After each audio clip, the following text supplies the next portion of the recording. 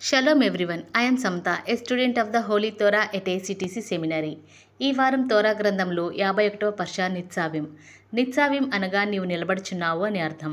Seifert తోరా నందు ఇది 51వ పర్షా. Seifert దేవారిం లేదా ద్వితీయోపదేశ కాండం నందు ఇది 8వ పర్షా.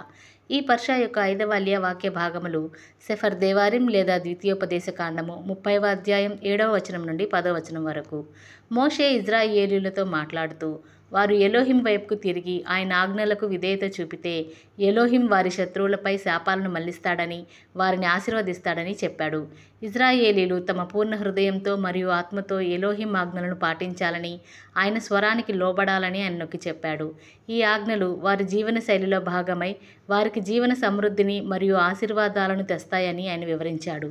ఈ భాగం ఎలోహిం ఆజ్ఞల పట్ల నిబద్ధత, విధేయత మరియు ఆయన ఆశీర్వాదాల హామీని బోధిస్తుంది.